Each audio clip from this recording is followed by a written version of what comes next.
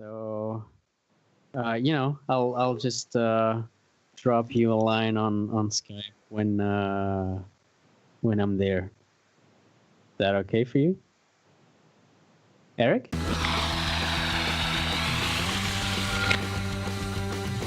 Hello everyone and welcome to the Honor Rolls podcast. In this episode I'm speaking to Jelle van den Audenaeren, the creator of Honor Roll, to see where things are at. The game's development is moving along and I wanted to ask some questions myself, and also the community has submitted a few questions that they wanted me to put forward. So let's begin. Hey, how are you doing? Good. Okay. So are we starting right away or I mean, it's been like 2 years waiting for an opportunity to actually speak to you. I'm not that bothered about an intro. I mean, I know who you are and the community know who you are. But I guess as good a place to start as any is, who are you? Who am I? Who are you? Well, that's a deep philosophical question. Well, who am I? Well, I'm just a rollerblader who picked up a passion for coding and games, and who's been drawing since he was very little. Mm-hmm. And kind of all of those things, like the drawing evolved into a passion for creating 3D content, and that's evolved into making animation movies, and that got me deeper into coding and all of the technical side of virtual environments. And somewhere along the way, I'm sorry. Did you? I got cut out then. I'm not entirely sure why. But funnily enough, you were talking about your history in animation and 3D modeling. Yeah. You mentioned in the Kickstarter that that's where it all started in a sense, and that kind of led into developing on a roll in your spare time. But do you think that a lot of the skills that you took from your history of working in animation, they've kind of helped develop on a roll? Because obviously on a roll feels very complete, like for me anyway. Like I came from the Skate series and some old rollerblading games. And to pick up on a roll, even the very first demo after the Kickstarter, it felt complete. Like the control system felt finished for me. Like that's kind of what I expected. So it was. Do you think your history in animation and 3D modeling and stuff like that has helped to kind of get the game to where it is, or does it just literally been the amount of time that you've put in? It was the reason that the demo was, at the state that it was in. Do you think it's just the time that you've put in more than anything else? I did put a lot of time in before ever considering launching a crowdfunding campaign. Yeah. I mean, to give you an idea, the original prototype for Honor Roll started in 2011. And was it called On a Roll in 2011? It was the thing that sparked the whole idea was me getting into Skate 3. So because I was into skate, I simply just called it Blade. It's appropriate though, isn't it? It covers everything that the game is about. It kind of does, but I didn't want to be like too blatantly. Yeah, it's just an easy way. Yeah, it's nice and easy. It seems. Hi. Yes. Hi. Yeah, Emily's just turned up. Hey there, Emily. So it was originally called Blade. Yes, and I know a lot of people are not too happy with the name Honor Roll and think it's kind of cheesy, and I don't know. But I don't know. It's just there was this point when I was developing the prototype, and I did the very first mocap session with Francis. Yeah. Francis Ali. I met him recently, actually. I met him at Oh, you British did? Inline. Yeah, he was a dude. Oh my God, can he skate? Oh, he's so good. Yeah, I know. He's a great friend, and he's an amazing skater. And he was like the first guy I thought of, like, okay, I need someone to test out this mocap stuff for the game. And obviously I couldn't do it myself because I had to, you know, direct the recordings and stuff like that. Yeah. So so yeah, he was like the first, like the go-to guy, like who's got the best style in Belgium, and that was him. So yeah. So yeah, I don't know where I was going with all this. I mean, you had the prototype built for a while, didn't you? Or at least in terms of, because it was a while before we hit Steam. Oh yeah, before Steam, yeah. I know you'd had it. I'm guessing you'd been developing it for a while before you were. Because I remember the very first trailer I saw was a trailer of you sliding down the banked ledge in the mall. And that was the first trailer for me. I was instantly hyped. Instantly. I was like, yes, this is the one. This is the one. Yeah. Awesome. So that one was actually, a lot of people called me on that, but that wasn't like actual gameplay. No. But you know, who cares? I mean, I just wanted to make an impression, and yeah, I definitely did. And in all honesty, I think, you know, all bugs aside, I think that when you pick out like the things that do go smoothly, I think it's not too far off from the original teaser that I made. You know, in terms of smoothness and everything. I don't know what about your opinion about that. Well, I've noticed with, you know, apart from the odd hiccup here and there, which has always just been like a file issue for me, like I've just done a clean install and it seems to have solved it. But I'm quite lucky. I've always had pretty good performance on it. Like, not amazing. My friend Rob, he when he plays it, he has his performance is through the roof. But I guess that's the problem we have, isn't it?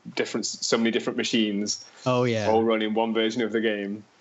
You know, you're gonna run into bugs that are completely out of your control. For sure, yeah. And I mean, as you obviously know, but maybe some of the people that are listening, will be listening, may not know, is that, you know, I'm doing this all by myself. So I'm like an indie developer in the true sense of the word. Yeah. Mm-hmm. I mean, I did get help along the way, definitely. I'm not forgetting about anyone who contributed. But it's definitely a solo project. Yeah, definitely. And I think as well, when you look at it as a solo project, you know, with just one core developer with help here and there, like, you've done an amazing job. And I'm biased because I'm, you know, in love with the game, but I'm in love with the game for a reason, because it feels like I'm rollerblading, which is what you want from it. I'm not even a gamer, and I'm impressed about it. Emily hates the game. I don't hate the game. Don't hate the game. I can totally do not hate the imagine. Game. Hate how much time he spends on the game. There's a difference. She gets it though. She definitely gets it. Yeah, but I get her reaction as well, because I mean, she obviously she would get to spend a lot more time with you if the game were interrupted. Definitely, I'm sure. Yeah. And that's the thing. Like, Honor Roll has been around for quite a while now, in different stages, and we're now on Steam. Yeah. It's cracking on there, but it's like with Honor Roll being around for such a long time, it's had a lot of time to kind of develop a little community. You know, there's the Honor Rollers community, which I don't know if you've seen. Obviously seen some of the stuff on the Instagram that we've been doing. Yeah, I mean, yeah, actually, some of it's crazy. That's absolutely the way I want to. Like, sorry, I did get. No, go ahead. You're all right. Jump in here. I just wanted to say like a huge thank you, man, because you've been really like holding down the fort for me. And you cannot like understand how grateful I am for that. That it truly means a lot for me that you know, I basically don't even have to worry about social media anymore because you're doing it all for me. So that's I thoroughly enjoy it so much for that. And initially I only did it for myself. That was the irony in it, because we didn't have the Steam built and we didn't have Steam forums. I'd been using Facebook groups for a while, and I thought, well, I'm already using them. I'll try and do something with it and see what happens. I remember messaging you back when it first started to see if it was okay. You were like, yeah, just crack on. And then it just kind of all developed. And now the community is wicked. They're all such amazing guys. And they're putting so much time in, but they're only doing it for themselves. They're getting so much out of it. Obviously, I mean, I realize they're not really doing it to help me out, but in a sense you are. Yeah. Because you are creating content and you are talking about it and you're doing edits, and it's, you know, that's what the game needs to. It needs a community. Like Stephen Sharp, which is one of the honor rollers, he came in from the skate forums, where we were very big on filming and their edits and making videos and talking about the cameras and what you can do with them and what you can't. So having him come in and help me out, because although I played the skate series, by the time I got onto the skate series, the online content had finished. So there was no, like, I was playing Skate 1 and Skate 2, but I was playing it all offline, and I didn't even know about the skate forums and things like that. Oh yeah. Me neither.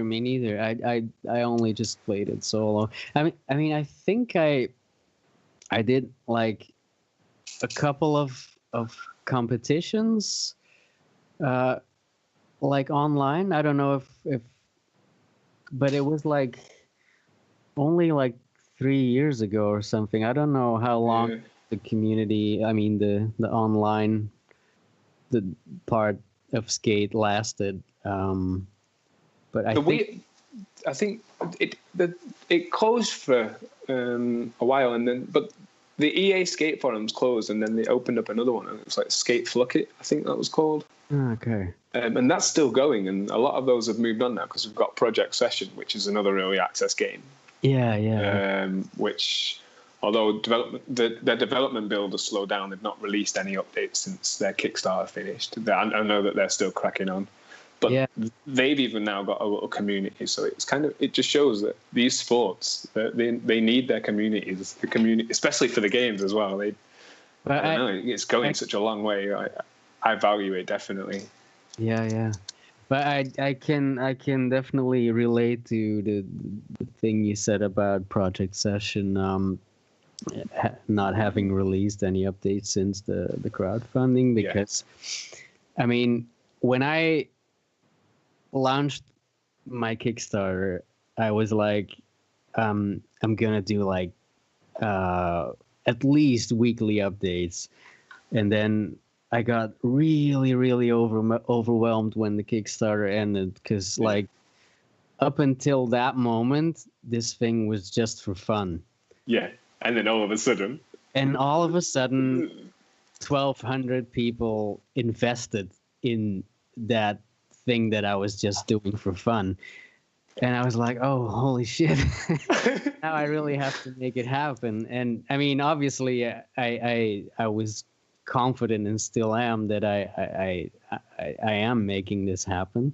But it was kind of overwhelming, and like I didn't like. I was really insecure about releasing like the prototype because I was like, oh, there's still so much stuff to finish, and there's so many bugs in there. People are gonna complain about it, and that sort of like became my focus for a really long time, and I really like suffered from that. It's hard to get rid of it, isn't it? Once you've kind of sat dwelling on that negative stuff. Like I remember in Mad Beef, Mikey was saying, like, you need to make sure that you let the positive stuff have a louder impact than the negative stuff. But sometimes it's hard work. It is. It's like reconditioning your subconscious, because you've been talking in a specific way for so long about this community, and most of the focus was on like trolls and people complaining. I mean, there was always you and the on roll feedback group, which was a lot more positive, but I still focused way too much on the main Facebook page. Yeah. On a roll where there was a lot of like, and the animations suck, and rolling was way better, like that. And I was like, have you compared the two of them? I mean, rolling was an amazing game, definitely. But I mean, at the risk of sounding a little cocky, I think that the animations of On a Roll have quite surpassed the level. Oh, most definitely. So I was kind of shocked to hear those kind of comments. Yeah. And while I know, I mean, there will always be trolls, and there'll always be people that just want to get under your skin, and just for the sake of it. It still kind of hurts when you read such negative things about something you've been pouring your heart into for years. Yeah. Anyway, I've been rambling on. There is a lot of positivity though out there, like especially for the Instagram has gone crazy. Byron and Sander were initially there to kind of help me sort of get that going. It was Byron's idea to start the Honor Rolls Instagram and kind of rebrand it so that we had like one communal source for all of the community to kind of sit in. We mostly sort of sit in the Discord now though, because there's like a lot of other stuff that goes on. So obviously now we're on Steam. I've seen you were kind enough to send me a new version with the tennis nets in. Yes. Those tennis nets are amazing, and I can't wait for everyone else to have a go on them. And that rail behind the water park is amazing. Yeah. But moving over to the Honor Rollers thing, like you've obviously seen that some people have been intentionally creating mods. Yeah. In some sense or another. I guess the question is, what's your opinion on that? How do you feel about that? Because obviously none of it's official, none of it's in the game. It's just kind of stuff that they've done off their own back. Yeah, it's kind of cool that people have gone out of the way to kind of figure it out. But it's obviously it's they are as plainly as I can put it. They're going in and tampering in a sense. I mean, I do it. Do you know what I mean? No, I love it. It's amazing, and it's awesome, and I hadn't even thought of the possibility. I mean, obviously, you can like decompile the whatever banks that are that are in there, and once you've done that, it's not hard to go in and change things. But it's an awesome idea, and then I've seen some really cool skates, cool shirts, and like your character looks pretty darn good. So what happened there was there is a modder on the Discord called E4I. He when obviously what dem skates are, Yeah. John Julio's new brand. He wanted to mod those in. He wanted to try and at least kind of paint that shell in, and he had some trouble with like the straps on the skates and things like that. But then he like got some high resolution images of John Julio's face and kind of spent like a week editing it and putting it all back together and putting it all in. Yeah. And it looked really good, and he thought, well, this is going to work. He tried to do his own face, then he inboxed me. He says, Eric, do you want to give it a go? So I sent him some high-resolution images of my face. I sat in the lounge. I had a plain wall for him to edit out bits of it. And he actually physically went in and spent a few days putting it all together, and he sent it to me, and it looks amazing. Like, it's pretty funny. I don't even use it now. It was just funny to know that it was possible. But if anything, it's shown me a new value, love for the amount of work that you put in, because to watch E4I try and change a pair of skates, it's just a nightmare. He spends days and days and days just doing it. And it kind of puts into perspective the kind of work that you've now got to do. Well, yeah. I mean, obviously, it's a bit harder for him because he's not really able to change the shape of the skate model. He's only able to change the textures, I guess. So that makes it a bit harder. But yeah, it is a lot of work. To give you an idea, if I have to create like a pro skater from scratch, I mean, starting off from with nothing. Well, yeah, nothing being a 3D scan, a really rough 3D scan, some reference pictures that I took. That whole process takes me roughly 2 to 3 weeks to go from that to like an in-game character with proper textures and shading, and all rigged up to like with your skeletons and things like that for getting the animations. And stuff. Yep, everything. I mean, and obviously some people might not know how all of this works, but it would take us a bit too far to go. But so that takes about 3 weeks for one character, and that's without any mocap data. Like the mocap takes. I mean, I haven't even finished all of the mocap that I was going to say. I can imagine there's still quite a mountain of that to go through. Oh yeah. You had sessions with Richie Eisler and Dustin Babinski. I can imagine there's a lot of footwork to go through. Oh yeah.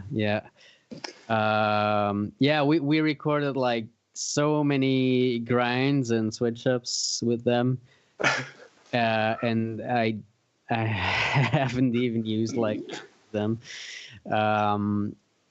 Also because it's kind of it's difficult to explain, but you can't really use like an actual grind like directly into in the game. So no, I can imagine, because the objects are moving, the things that you're grinding on change. Yeah, so you have to basically like cut the whole thing up. So it's been cut up into basically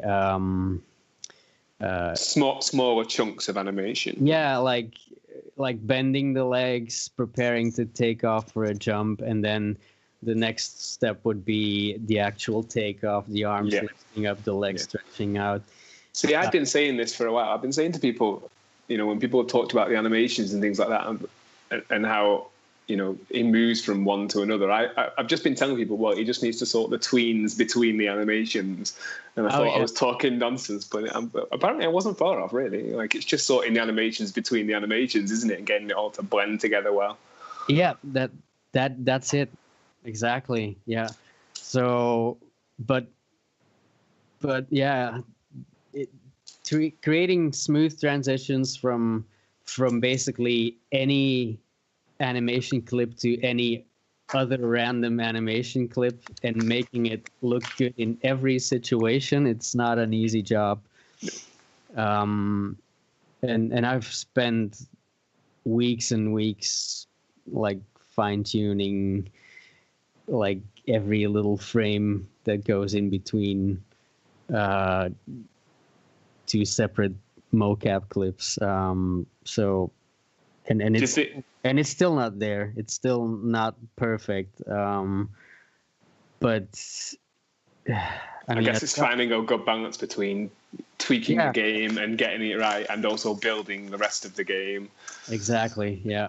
I guess the motion capture helps though with at least speeding that process up. I know that I don't know if you've seen BMX Streets or Pipe by BMX Streets. I don't think they've done any motion capture for that. So that's Pipe by BMX is another sports sim. It's kind of same principle. It's got an intuitive control system like Skate, where it's a flick it system on a BMX. Works really well. You've got two separate hands, two separate feet. It's kind of got a good flow, and it's weird because we've suddenly got 3 extreme sports games all in development that are all using an intuitive control system. Project Session aside, I won't voice my opinions on Project Session control system, but they're all different. They're all different to what you would normally presume. Yeah. On a sports sim, like coming from the Tony Hawk series, none of them follow that regime of using. Like it sort of took like the control scheme that has always been around since the Nintendo days, like the early Nintendo days. Like you press, I don't know, was it A to jump or B to jump? Like I can't remember. Me neither. Yeah, I need to Google a Nintendo controller. Anyway, like the bottommost button. Yeah. Was usually to jump, and then it took like the topmost button to actually lock the grind, and it all felt like not it felt like a system that didn't relate to the actual movements of the sport. Exactly. It worked for the game. It worked to achieve the tricks, but it didn't actually really sort of represent what it feels like in a sense. And that's where like the guys from Black Box, the development team of Skate, they really like it's genius the way they thought up the whole flick it system, and everything just felt smooth, and it every motion you do with the controller sort of has some relation to an actual body movement in real life. And that really inspired me to try the same thing for On a Roll. And actually one of the very first prototypes, I don't think you've actually got a chance to play that. I don't think I released that ever, but that used the same flick it system to jump. Oh, really? So did you try? No, but I had a few people wanting to try a different control system with a flick it.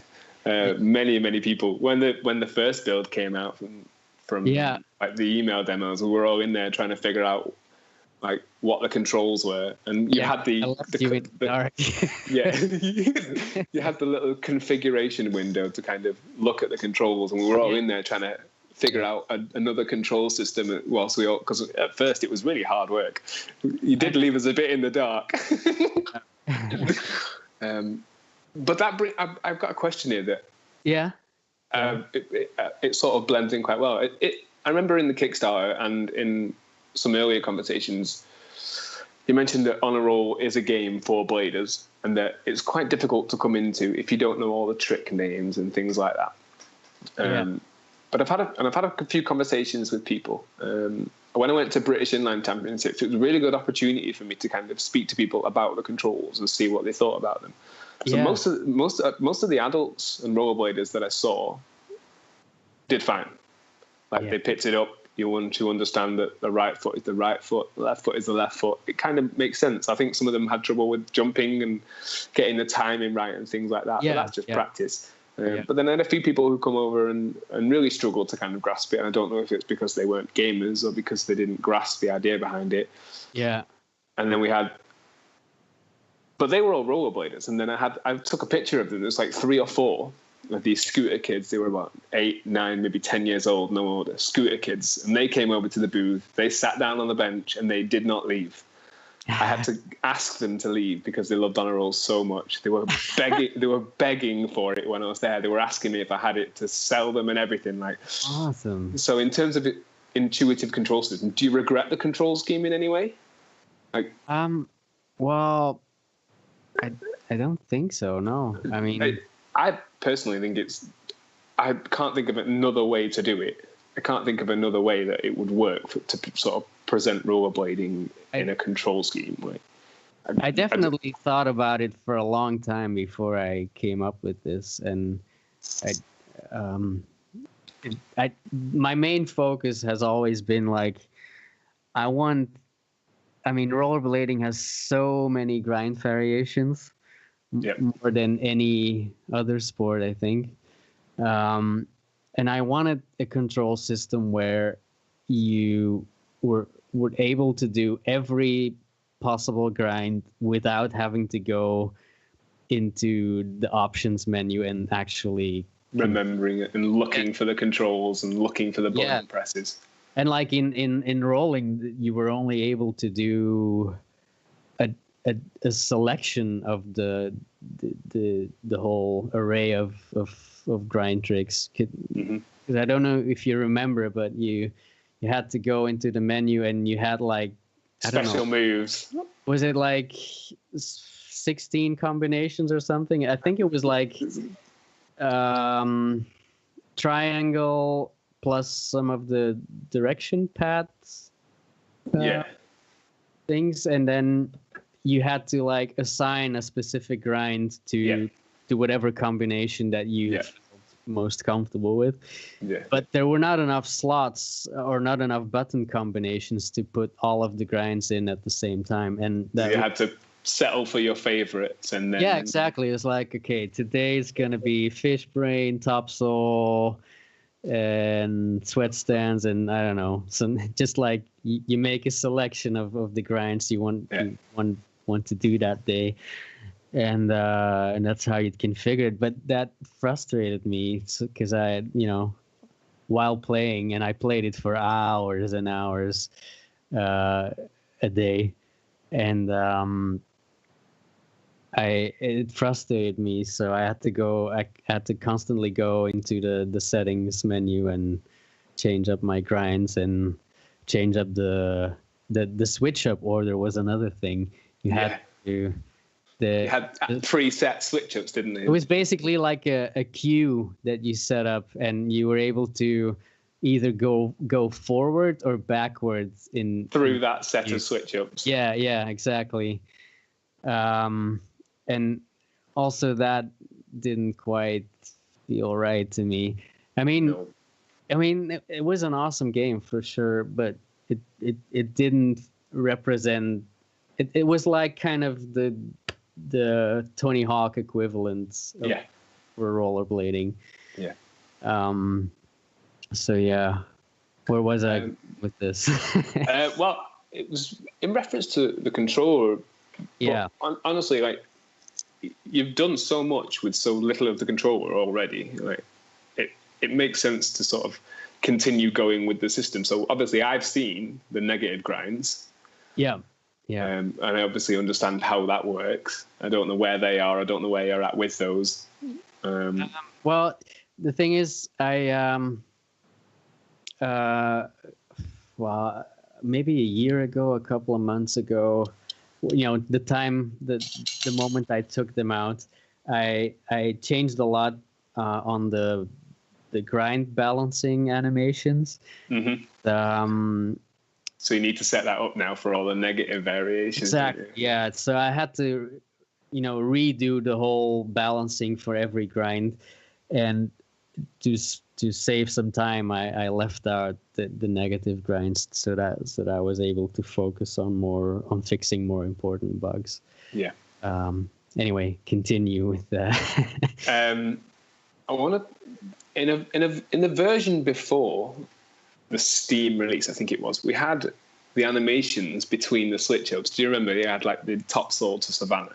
Yeah, yeah. And he would like physically move his legs around. Will that be coming back? Because obviously the idea being you can switch from anything to anything, but I can see that getting a bit crazy if his legs are swinging about from one grind to another. Yeah, it doesn't work for every combination of grinds. No.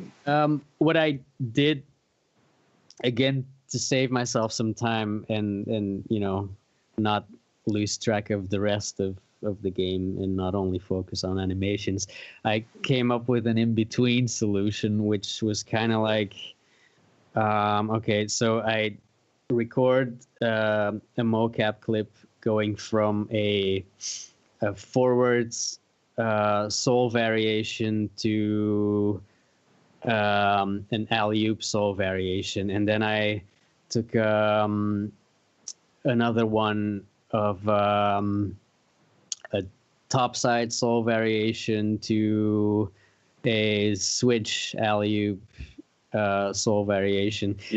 I basically used those in between clips to switch from any soul variation to any other soul or alley-oop or topside alley-oop variation. Do you understand what I mean? Yeah. So I use a generic clip rather than a specific clip for each switch up. Yeah. And I think there are about like 18 generic clips, and so I figured out which worked best for each transition. Yeah, and just kind of mix and match and sort kind of all. Yeah. Exactly. But obviously, if I do eventually find the time to redo all of them, just to create an individual mocap clip, from any grind to any other grind. That's a substantial amount of work, though, isn't it? It is so much work. That was obviously the original plan, and then when I sat down and started writing down every possible switch up, I was like, this is not gonna work. Frame that I have available right now. So that's why I came up with that. But I mean, yes, definitely, if there is time, that's something I really want to do, and it would greatly improve some of the switch ups. Definitely, like for the budget switch ups that definitely. I was thinking more the budget switch ups. Yeah, exactly. I wanted to go back to the Flick It system that I originally used, because I still wanted to say something about that. So the reason I decided not to use the Flick It system is because as soon as you would take off and you would want to do a grind, people would always be doing a right-footed Macchio. Yep. Because they're already there, aren't they? They're already on that stick.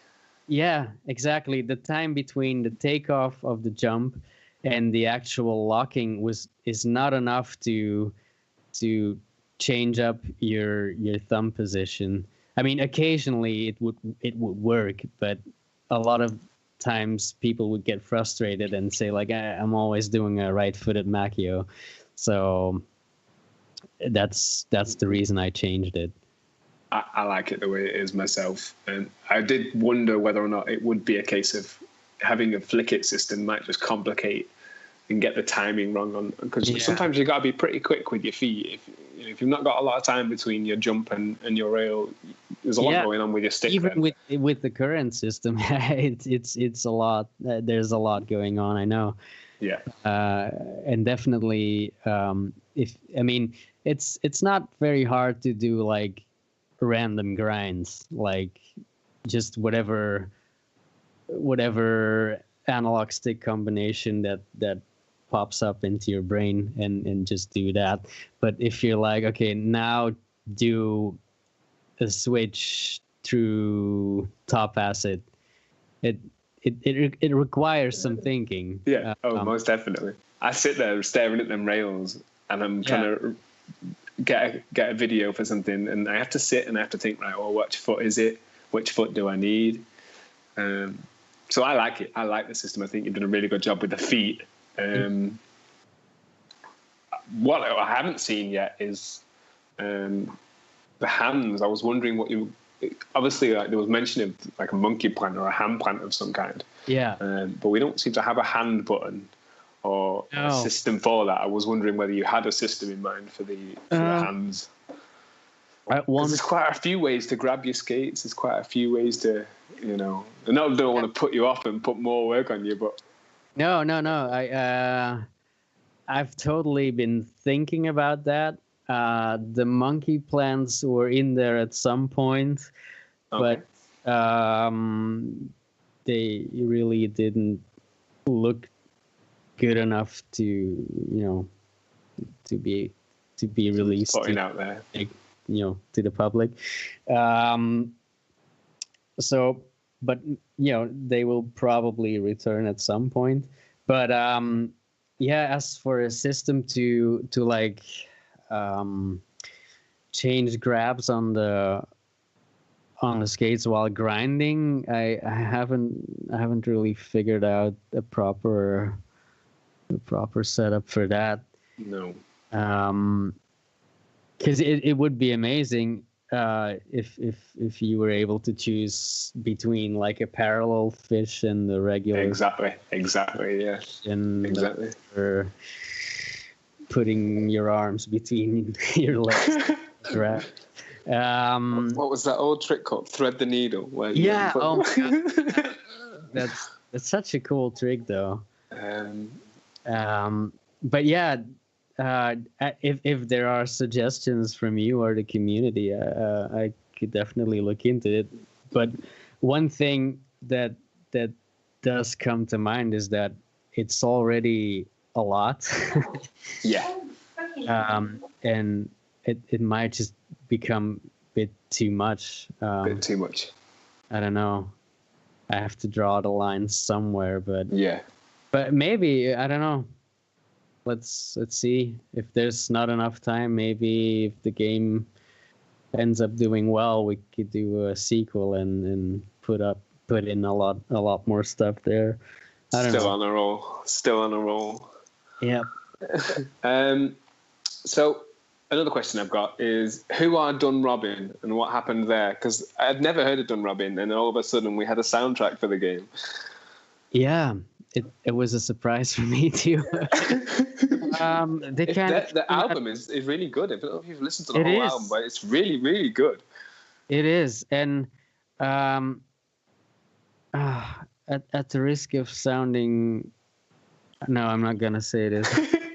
No, I mean, a lot of music has been submitted and proposed, and they really like jumped out as most professional and most suitable for the game. So yeah, they kind of just randomly emailed us, and I think they were sort of looking for any kind of way to have more exposure. Okay.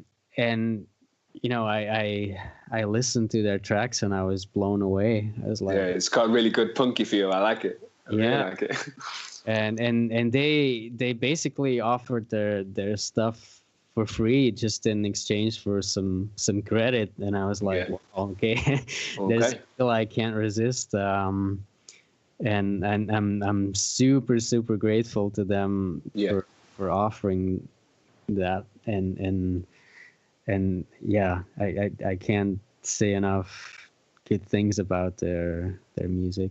It's really good. It's got a good vibe to it. I unfortunately, though, for me, I have to turn it off a lot with the Instagram and with the community videos. I end up muting the audio, and it's not because of a dislike for it. It's because I've no way to pause it, and that brings me on to another question.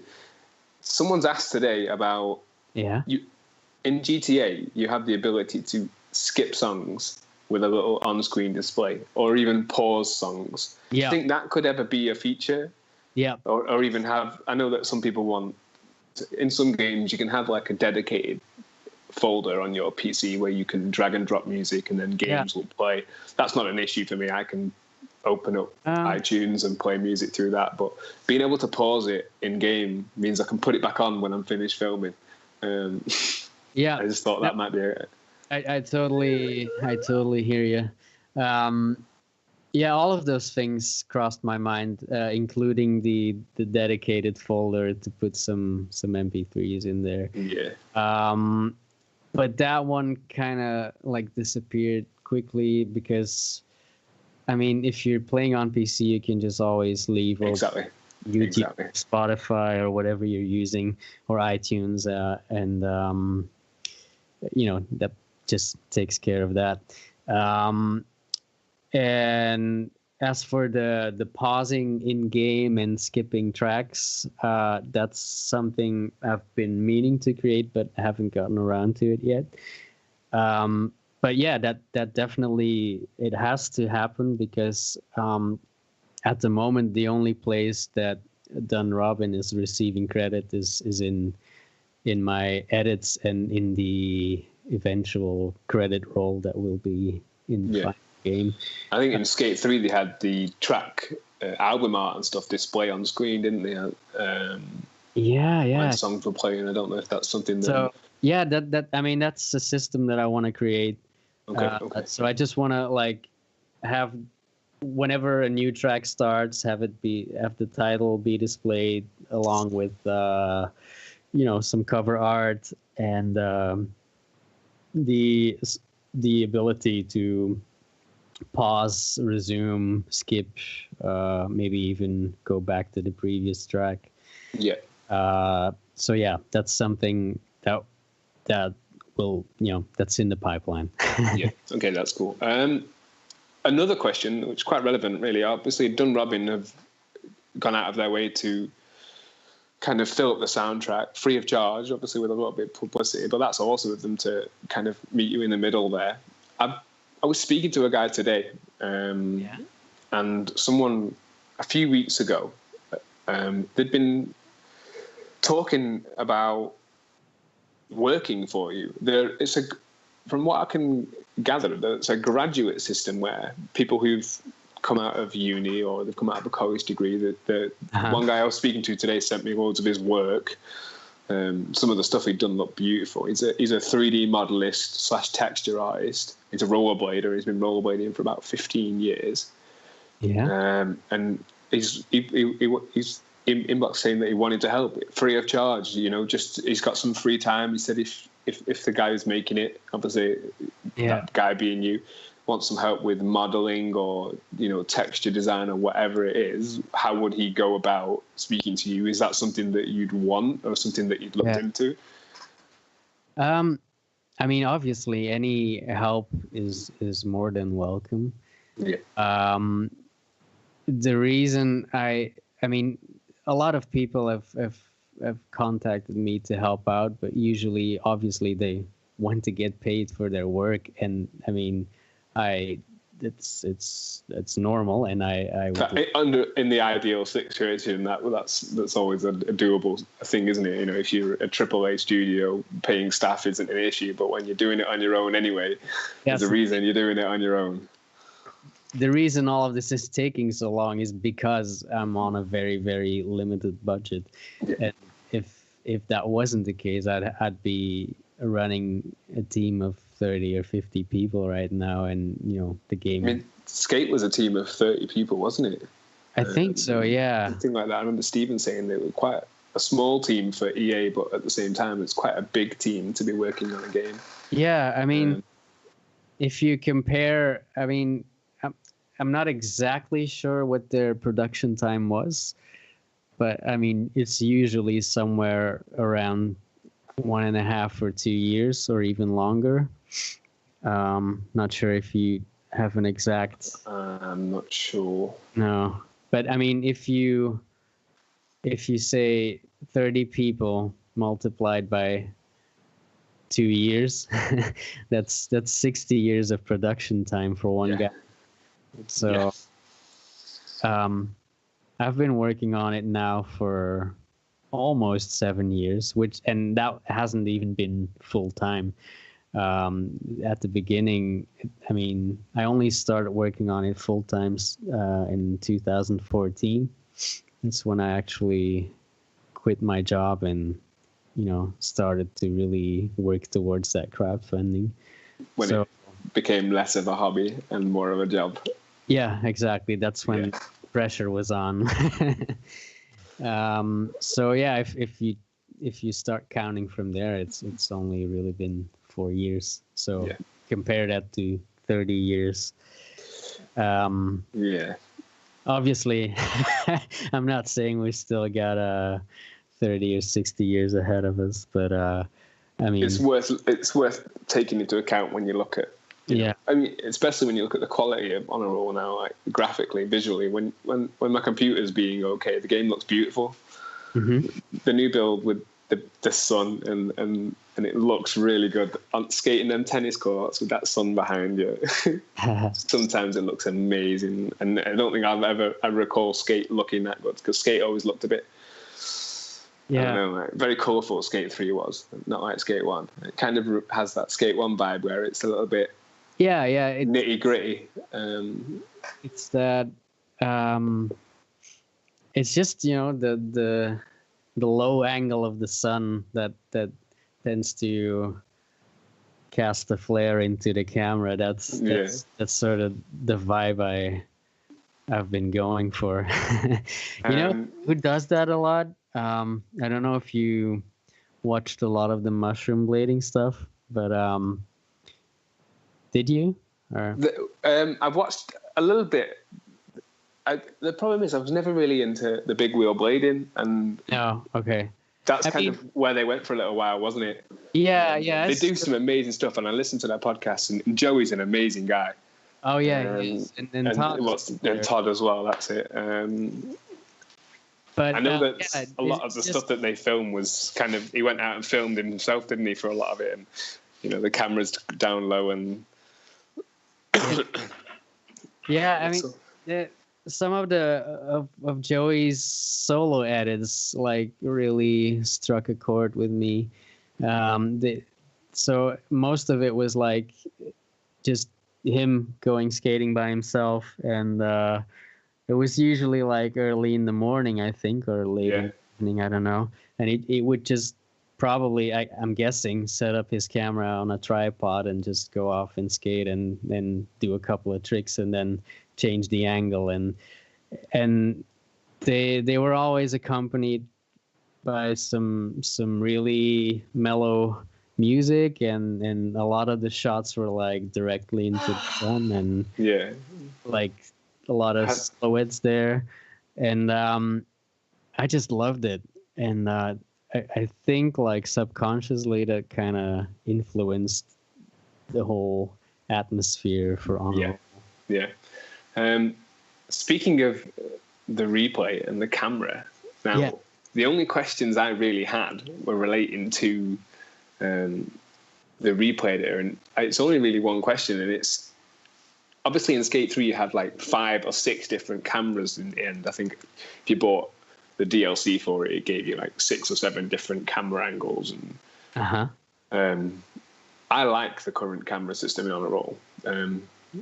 One thing I would like, though, myself personally, is to be able to detach the camera from the skater, if that makes sense, because we're currently in orbit around him, aren't we? Right. So when you film, the camera, even when you're in the free cam, it still kind of orbits and follows him.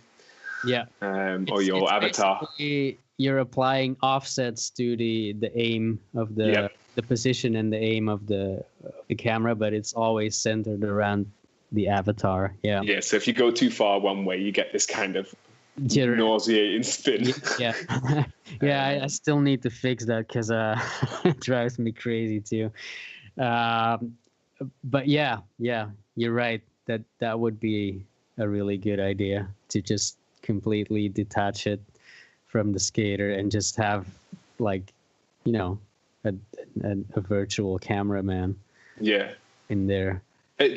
Maybe even just as another option, because the first camera, the gameplay camera is fine. Then you've got the free camera, which I go to most of the time, because most of the time I don't move the camera around too much. I'll mess with like the zooms and things like that. And I tend not to move it around. My other question was, have you ever seen, there's a series called Fish Guys by Sean Kelso. Fish Guys. Yeah, they did Fish Guys 1, 2, and 3. And it was all like done with a big Optica fisheye lens. And I was going to ask you about it ages ago, and then I think I've talked about it for a little while. And obviously in the replay, you can zoom out quite far. You can sort of get a bit of a wide angle. Yeah, but once it goes too far, it goes a bit warped, doesn't it? Yeah, and it doesn't quite have that feeling of the fisheye. Yeah. No, yeah. I was wondering whether or not fisheye was something you'd thought about, because most of the stuff that I do is in a fisheye. I film in a way that I would if I was using a fisheye, and it'd be cool to have that actual feature to be able to kind of portray that I'm using a fisheye lens as well. Yeah. That's definitely something I want for the replay system, and possibly even an option in gameplay toggle between that, the fisheye and the regular cam in game. Yep. The reason I haven't done it yet is because I haven't found a good filter for the camera. That's the thing, isn't it? Once you sort of start to warp it, you're going to get, because most fisheyes, even though they're warped, they're still quite clean and quite neat, and you can still see a lot of detail. So I can imagine it's quite hard to get the camera to bend the way that you want it to without it looking weird. Yeah, and then the lights start refracting a bit more towards the edges of the fisheye. And I mean, if I want to do a fisheye, I want to do it right. Exactly. So, that's my answer. That's yes, I want it. We'll see. Yeah. But if I find the good settings and filters for that, yep. Yeah. We have quite a lot of fun in the park creator. Someone's asked today if there'll be multiple park spots. Obviously, we can buy 2 currently now. There's one outside. In fact, they're both at the park. One's to the right, and then one's behind the set of houses with that ball. Oh, I really want to skate that ball, by the way. You know, the one behind the creator park. Yeah. That ball. We've never been able to use it. Never. I've been able to skate it in the early versions, but it needs some work for a smooth flow. Getting around the transitions, right? Yeah. So that's why I haven't enabled it yet. But when you're in game, if you're using the object dropper, you can rotate quite freely. But when you're in the park editor, it snaps. Do you plan to be able to kind of move some of these quarter pipes and ramps in a more sort of free way, like detach it from the snapping, I guess? X wants to know, because he's quite weird when it comes to his parks, and he wants to be able to kind of make some weird stuff. Yeah. But he feels quite restricted by the way that the objects snap together. I mean, they snap together as they should, like they're perfectly aligned, but he wants to be able to rotate some of these objects. I totally full 360 rather than just 45-degree rotations. I mean, in all honesty, I don't like the way it currently works at all. It's the snapping isn't always perfect. It sometimes snaps to points it's not supposed to snap to. If you place objects too close to the wall, you can't place anything in between anymore. Stuff like that has been frustrating me. So I guess that's just coding, isn't it? Getting the system to... It definitely, all of the whole of the park editor needs a lot of work. But to get back to the rotation snapping thing, the best solution that I can think of is to again create a toggle system where you're able to switch that off. Snap to 90 degrees 90 degree angles, and then turn it off if you want to rotate it freely. The reason I still want to keep the snapping in there is because otherwise it's going to become really hard to code it after, to align things properly, like align copings and rails and stuff like that. Yeah. So, at least if you know where your snapping points are at the moment, you can sort it as it is, rather than adding more rotations and then trying to snap to rotations that aren't ready, I guess. Because I've noticed that a few of the copings don't line up. Yeah, exactly. But if especially with quarter pipes, if you'd want like a free rotation system, I would have to procedurally generate the connection between the geometry between the two quarter pipes if you want to connect them together, because I can't have a pre-made connection piece for every degree, for every 360 degrees, if you sort of understand where I'm going. So it's that, because you're gonna have to connect it at every single degree in a sense, aren't you? So say you have two separate quarter pipes and you want to connect them at a random angle that you choose. There would be a gap between the surface of the wood of the quarter pipe and the coping as well. And that connection would have to be procedurally generated, I think. And it's not something that's super easy to do. No.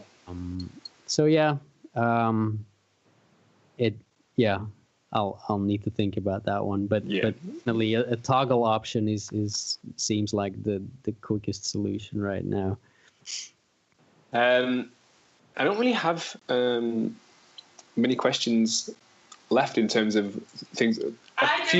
Emily's always got questions. Someone was saying, obviously in the character creator now, there's 4 slots, 4 skates. I know that we've discussed brands and their involvement. There's quite a few that have been there since the beginning, like the Sabres and the USDs. Yeah. Will there be more of the USDs? In a sense, like, will there be more of the different coloured Aeons? Yeah. Would that be something that you'd have to go to USD for, or? Because as you've seen, like between myself and a few of the others, we've recreated them all. But. And I love it. We were going to say if like he needed any help with any textures or anything like that. Like the community's pretty on point with it now. They've all kind of figured it out. We've got some good little modders in there, but obviously Sabre have quite a few different skates now. Anthony Pottier's flat frame is now in the game, isn't it? On Dustin, that looks amazing. The way it shines. Yeah, thanks. It's I wanted to clarify something about that, because to Anthony, if he's listening, because he originally asked me to put that frame on his character, and I have every intention of doing that, but at the same time I was creating Dustin's character for the new update. And it was quicker for me to add the frames to right away to his character than to go back and change Anthony's character. But that's definitely something that's also in the pipeline. So, but just didn't want him to be upset about not getting his frame. Yeah, exactly. So Dustin's in now. He looks great. Is there anyone else to join the lineup for On a Roll? Is there? I mean, as far as the skaters that I've captured so far, there's only one left, and that's Stéphanie Richer. Okay. And I haven't gotten around to her character yet, but that's another another item on the checklist. Yeah. But that's it for the moment. But I talked to just about all of my favorite skaters, like all of the icons in our industry. Yeah. And almost everyone was like totally down I can imagine to do it. It's just that you know, most of them are from the US or yeah. Mm-hmm. you know, far from Belgium. And you know, with the restricted budget that I'm on, it's, you know, it's not easy to pay for their flights and accommodations. And I know, yeah, I can imagine. It's so how long does it take? How long did Dustin and Richie do their motion capture sessions for? Was that, I mean, obviously they came over and stayed over, didn't they, to do it? Yeah. I've seen the backstage video of it all. And they were here for 5 days. And I think one day was spent on just 3D scanning. I mean, it wasn't the whole day, but you know, because the scanning location and the mocap location were very far apart. okay. We took the whole day for that. And then it was basically 2 days of Dustin and 2 days of Richie. And I mean, some days they both skated, some days it was just Richie, some days it was just Dustin. But they pretty much... You had a checklist, I'm guessing, of things that needed to get done. I had like this sheet with all of the clips that I imagined I would need, which were, you know, things like basic just rolling forwards without striding, without moving, just casually rolling forward, rolling backward, turning around, pushing on quarter pipes, pumping on quarter pipes, all of the different grabs, heel rolls, toe rolls, jumping, spinning. It's so many clips. You don't think about it, do you, when you look at someone rollerblading? But there is so much going on. You have so many twists and turns and arm movements and head movements, and getting it all to look right is hard work, I'm sure. It's it's insanely difficult. And the arms and the way the head is looking when you're doing an alley-oop grind or when you're spinning, and all of it has to transition smoothly into each other. So yeah, But in my opinion, you've done a great job of it already so far. Like from what I've seen, people are really enjoying it. There are some trolls. There's always going to be trolls, but the committed people, the people that, you know, are actually playing it every day, and they've put the time in to figure out the controls and to figure out how to play. And you know, the people that have been around from the beginning have kind of watched as the avatar's movement has developed from, you know, the initial builds where it was quite clunky and everything was still trying to, you know, get put in place, and it was hard work initially, and quite stiff. But now it's not stiff at all. Like the character's really relaxed and he flows around the rails, and it's really good. It's like kind of what I'd hoped for myself personally. So you should be very proud of yourself for doing it. It's awesome. Thank you. So I guess what's next for Honor Roll? What's next for Jelle? In terms of development, obviously, because if Dustin's done, that must mean it's environment, I suppose, next. Yeah. Or at least environment. I've been on and off environments for a while now. You know, I'm interchanging it. I mean, with some coding and some fine tuning. But the main thing that's holding back environment updates right now is because I have to do some serious optimizations, which have to do with like level of detail and the polygons. Yeah, polygon count basically, and optimizing that, and also combining textures that are of different objects that are in the same area. I mean, Yep. I do that already, obviously, because every game does that, but I haven't like gotten the most out of that. Okay, yeah. And that's something I really need to, find the perfect balance for, to still make it Still look good, but have good Yeah. performance. Exactly. So as soon as that's like figured out, environments are gonna be rolling out much more quickly. So Well, I've Yeah, seen a little bit of it, or at least some of the new stuff. I'm happy to be able to skate something new. It's nice. Obviously, the game feels a bit different. I switched back to the old build today and played that, and then switched back to the other build, and I was like, oh, it does feel better. It just feels smoother. There's less unwanted movements when you switch from one round to another, so that feels good. He feels a little bit lower on the rails and stuff, and it feels like he's kind of got some weight to him now. I don't know if that makes sense, but it's cool. It's really good.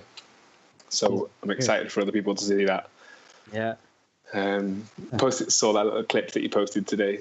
Oh yeah. The little that rail is crazy fun. It's a hell of a drop. Yeah.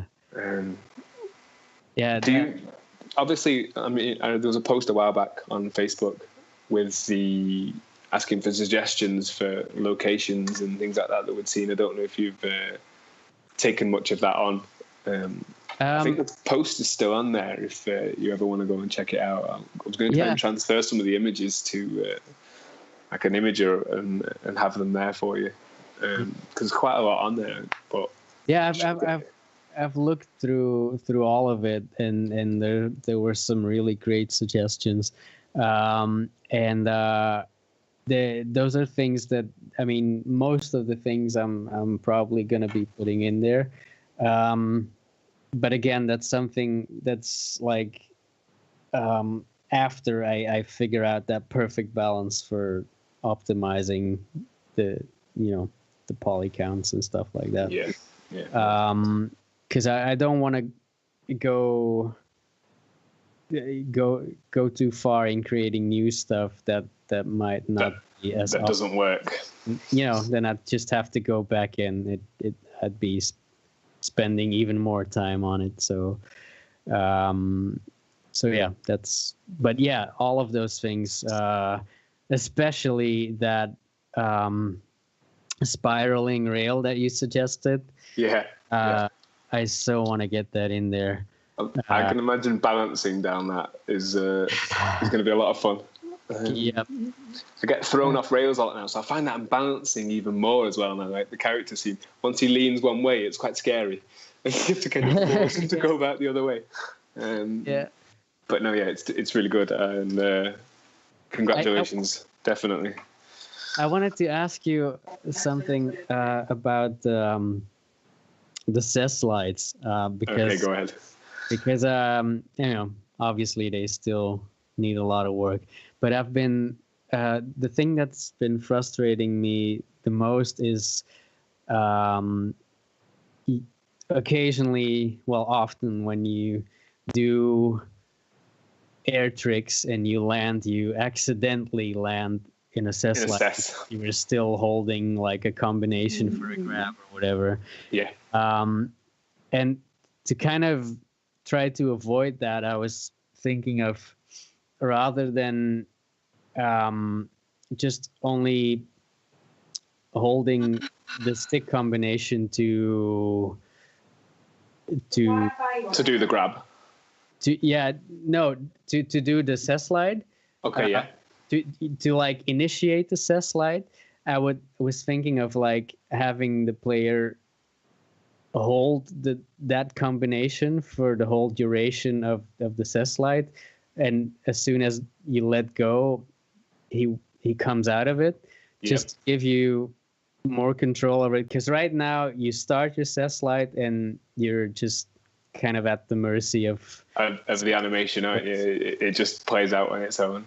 Yeah, and I felt like it would give you more control over timing and stuff. So I just wanted to ask for your opinion about that. Maybe, definitely. Like, I do land in cess slide quite a lot, but it'll tend to be if I'm doing like flips over a jump box and I hold the right stick to the right when I land, I'm obviously straight into a Royale cess slide. Yep. But I want to hold the grab till the very last minute, if that makes sense. So the longer I hold that right stick, he keeps hold of his foot. Unfortunately, if I do hold on, it goes straight into a cess slide. Yeah, yeah. So it'd be a good way to. It would be nice if there was a way to kind of limit that, or at least give me some more control over what the cess slide does and doesn't do. Yeah, I think that problem would be. I mean, I haven't implemented it yet, but I think that would be completely gone, because what's happening now is you release the stick right before you land, which puts him into cess slides state, and he just keeps going. But with the new system, he would just snap out of it the second you let go of the stick. So that makes sense. Even before the animation would kick in, he would already have left the. Okay, I see. So, okay, yeah, definitely. So yeah, it's okay. Yeah, definitely. I'm gonna. Could be something. Definitely. Yeah, go for it. It's one of those, isn't it? I think having more control over it and having, being able to especially if by the time you've let go, he's already snapping out of that animation for the cess slide. Yeah. Yeah. I'm excited to play with cess slides, but obviously because of the issues that you're having with cess slides, they've just not made it into any of my videos really, apart from the odd one. Yeah, I know. It just looks awkward at the moment. The mechanics for it there. The strange thing is the mechanics have always been there for the cess slides, and the mechanics for the negative grinds. Even before I saw the negative grinds, I knew what the mechanic was going to be for them. It just made perfect sense, which is why I like this game.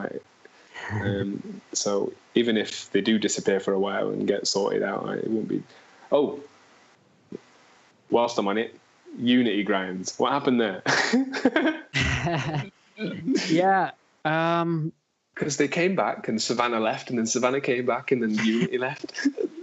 Okay, so what happened? Well, I don't know if I actually ever told you this, but in the very first prototype, it actually mattered which stick you held first. Yeah, you could do a Savannah with left and right, and then a right and left for Savannah or Unity. Yeah. It alternated. Yeah, exactly. But now it's both Savannah. But you've also changed it, because it used to be Porn Star. You used to have to pull, if you were doing a right-footed, you have to pull your back foot on first, then your front foot. But now it doesn't seem to matter either way, which I like more. That makes sense. The reason I did that is just to make it less complicated for people, because a lot of the time people would be like, yeah, I did the right combination, didn't I? And I was like, yeah, but you have to do it in the right order as well. And they were like, really? I have to think of that too. So I took that out, but as a result, it caused a problem for Unity and Savannah, because there was no more way to differentiate between which stick went first. Yeah, exactly. So yeah, I still haven't really figured that out. To figure that one out. Yeah. And there's actually kind of the same problem with like any sideways grind. You don't really consciously get to choose between using your front left side and back side. Right foot. I mean, you can choose by spinning into it a different way, and then I've just figured that out. I've literally just figured it out, a control way. Really? Yeah, because if I use the pre-wind, it tends to get stuck between his stances. He gets confused between a front side rail and a back rail. Yeah. Depending on which way I spin, but also depending on which side of me the object's on. But if I just tap my spin button once I'm already in the air, he tends not to have that issue. Yeah. The avatar tends not to worry about stance. He just does it in a natural way. I don't know. Yeah. Yeah. I wish one day I'm sure it will work for the pre-wind. Yep. Definitely. But at least I found a good workaround for the minute. That's good. Yeah, I wanted to mention something about that as well, because I know you're one of like the few people who hasn't really complained about the ability to do just regular alley-oop tricks. Yeah. And like I know it's like a really a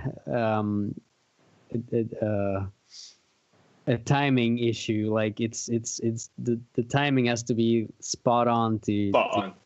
yeah.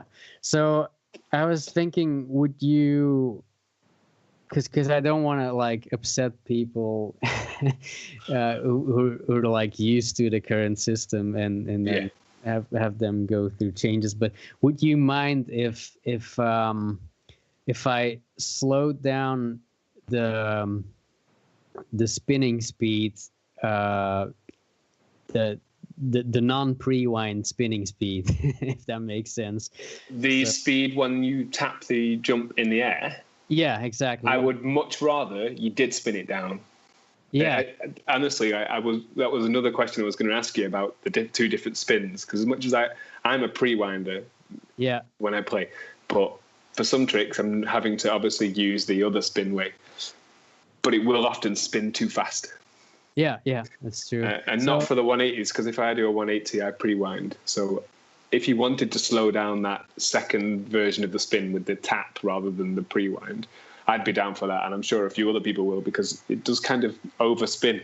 Even on like tennis notes, I can tap it and do like fakie 540 topsoil when I'm just trying to do like a 360 or just because it spins just a bit too quickly. So if you want to give that a go, I'm more than happy to. I've already done it actually. I just wasn't sure if people would get upset with it or not. That's why I'm like checking in with you. But I honestly think that's a good move, because most of the people that I see play, we use the pre-wind, except for occasionally. Like I know that there are some people who just can't do the 180s. And with the pre-wind, and that's fine, and that's just a timing issue. Like it took me a long time to figure it out. I even did a video when I figured it out. Like, yes, I've done it. Yes. So definitely, I think it'd be something that you could at least give a go. There's some tricks that I want to do that I haven't done because it spins just a bit too quickly. So if you want to slow it down, I am down for that. Yeah. So I feel like it's working much better now. Like you don't have to be like right next to the rail to be able to lock on an alley-oop right now with the new version. So that'll be in the next update that will be coming. Looking forward to it. Exciting. Yeah. Exciting stuff. How are we doing? We're at 1 hour and 22 minutes, Jelle. That's awesome. I know, yeah. You want to keep going, or? I mean, I'm good. I could talk all night about Honor Roll. I do most nights talk about Honor Roll all night. Mm-hmm. Emily's. Did you hear it? Awesome. I've got a few other questions, but it's stuff that like obviously developing a game looks like a lot of hard work. I know that it's a lot of hard work. A friend of mine, Snuffy, he's always been into like his technology, and he's a programmer. He does his own coding and things like that for his own games and for his own websites. And he sits around and scratches his head for hours and hours trying to find and fix bugs, which I'm sure is the case in Honor Roll HQ. But do you get to skate much? Like, do you get to skate these days with Honor Roll, or the skating kind of? Do you mean play the game or like real life skating? Real life rollerblading. Real life, yeah. I skated yesterday evening. I get to skate, but lately it's been like once every 1 or 2 months. Yeah. So that's not as much as I would like, and the fear starts creeping in, and I start repeating the same old tricks, and so it's definitely not where I would like it to be, but yeah, I'm still going. I stopped rollerblading for a little while. Really? Just because I was at a time where I was really struggling to skate. Like I had no get up and go. Like, Yeah. so I took about 6 or 7 months out. I moved to my new house. I left my skates in my bedroom and I didn't touch them. I was here for about a year before I finally put them back on. And I think we'd had an update for On a Roll, and it was on Steam, and it was kind of, the community was kicking off again, because the community died down for a little bit. Yeah. And at the time I wasn't really making content that much. I was just kind of doing a little bit here and there. And then all of a sudden, like, On the Roll just became the kind of I literally I managed to switch it on every day and have the best time. Nice. And because I was getting so much from the rollerblading game that I was playing, when I'd go out and skate, I do feel like it definitely like got me back into rollerblading. It's and not that I was out of it, but it kind of rekindled that spark for me. I mean, that's something I could only dream of with the game. I mean, I like, somewhere in the back of my mind, I was hoping that I would inspire, like, if 1 or 2 people that sort of like left the sport for a couple of years, and that would accidentally see a clip or pick up the controller and remember what it was all about. Yeah. And to hear that from you right now, even though it was only like a 6 or 7 month break, that's good to hear. Yeah, it was I think just being a part of like the On a Roll community, like talking it's like we were saying earlier, like, you talk yourself into a mental state, don't you? Oh yeah. The more you say something over and over in your head, the more you sort of believe it. And for a little while, I wasn't talking about rollerblading. I didn't know any rollerbladers in Manchester, like, apart from the odd 1 or 2, and they were still quite a way away. Yeah. So I wasn't thinking about rollerblading, I wasn't talking about rollerblading. Yeah. But then as soon as I started playing On a Roll every day, once I got back into the swing of it, obviously I'm thinking about it, and I'm playing it, and I'm using the replay to make tricks up. And then I'm going to the skate park and I'm trying those tricks. So when you go out and skate, do you skate by yourself, or do you have like friends around that... I have some friends now. I have some friends now. When I moved down here, I didn't know any rollerbladers. There is one skate park. It's not very good. It's an indoor wooden one, and I think they want like £6 or something, or £4 something. Yeah. To get in for a few hours, and there's nobody here to skate with. But the town over, is Warrington, and they have a big skate park and a big rollerblading scene. So I'm in heaven. It's nice. Cool. And obviously Manchester is a big skate capital. We have people like Alex Burson, Stephen Swain, Nick Lomax is from Stockport, Manchester area. So there's quite a big scene around here. And I'm quite close to it now, which is nice. Awesome. I was going to go to take a trip over to Manchester, but Emily has now decided that I am no longer allowed on the canal on my bike. I wanted to ask you about that. Is that... Oh shit! Because you fell into the canal. Oh yeah, it was quite a day. Yeah. I'm okay. Saved. I was saved, but I've not rescued that podcast, so we can't hear it, I'm afraid. That's such a pity. I know. But there's a few skate parks quite close. But you're in Antwerp, aren't you? Which is Belgium. Yeah, very close to Antwerp. I'm actually in a really, really small town called Duffel, where the duffel bag originates from. Do you have skate parks? I know that you've had some skate parks close recently, haven't you? Over your way, quite a few. Two of the best ones, actually. There was True Spin, which is where I did most of the motion capturing for the game. Yeah, that closed down about, I don't know, is it a year ago or 6 months? Yeah, quite recently actually. Yeah. That was pretty much my favorite skate park in Belgium. It was quite a drive from my place to there. It was about almost 2 hours. I can imagine it was worth it though. Yeah, for sure. I used to watch the True Spin guys used to have a video series, a vlog, I guess, on Vimeo. All their stuff's still on there, I think.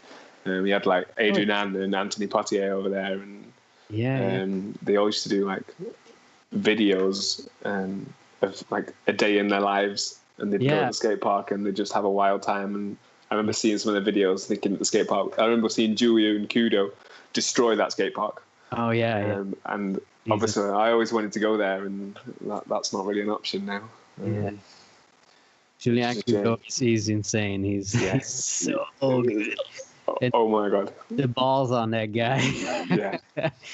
Did you watch some of the FISA stuff? A little bit, yeah. I tried to watch. I watched a little bit when it was live. Did you see the was it a front flip or a back flip up the huge wall, like from this? Oh yeah, you did front flipped up onto the top, didn't you? Yeah. Oh my god! And someone did like a 540 true fish brain on it. He jumped off the jump box onto one of the big long quarterbacks, but he like disastered onto it. Oh, and it was a proper on a roll moment, like really over exaggerated 540 into a fish brain. It was amazing, really good. Yeah, the Fees stuff looks amazing. Like, oh yeah, Joe Atkinson was there. He had some custom frame that someone's made him, which kind of reminds me of the flat frame, but it's just all metal. I don't know. It's some American guy, I think, has made it for him, or an Australian guy has made him a custom frame, and it looks amazing. It's like the Celtic frame, but all metal. Yeah.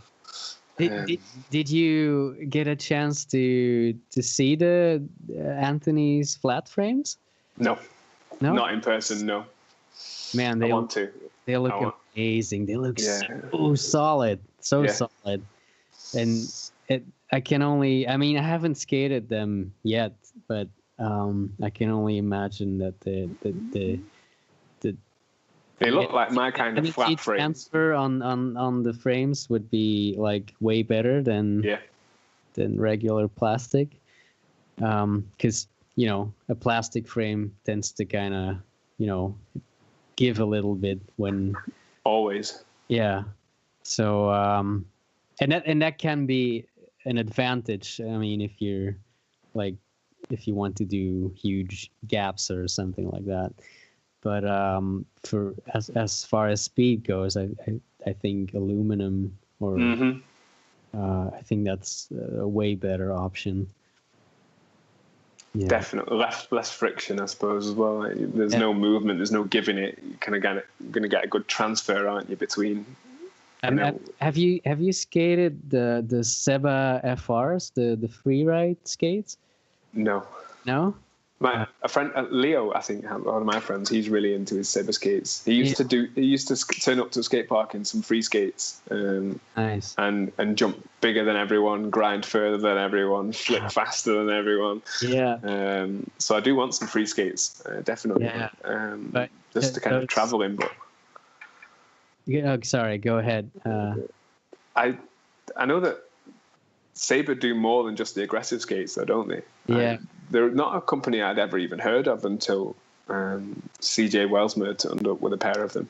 Yeah. I'd never even heard of them, but they've got quite a few different things now. The first time I heard of them was again on the Mushroom Blading podcast, because Joey and Todd used to love getting into, and they still do love getting into, the technical aspect of skate design. Okay. And especially frames and wheels and they I think they adopted the Seba FRs pretty really early on. And the way they were talking about it, like about the energy transfer, not losing any speed, and just how solid they felt, I was like, okay, I gotta try me one of those. Mm-hmm. And so I ordered a pair, and I mean, by the way, I'm I'm not like plugging this for Seba or anything. I'm just saying because I really love the skates. But they feel so, they're so fast. They're incredibly fast. If you've never skated an aluminum frame, you don't know what fast is. Really? Yeah. I'm tempted by this flat frame. I really am. Like seeing it in on a roll, and then talking to Anthony about it on Instagram. Like, it looks amazing. It looks fantastic. I like what you've done with Dustin in the game. You've got the two separate wheel sizes, haven't you? Yeah. They're like are they 80 and then 70 mil, or 70 on the inside and 80 on the outside, I think. Yeah. And you can visually see that when you look at them up close. You can see that the wheels are different sizes. It's cool how you've done it. I like it. It's good. The alignment's good.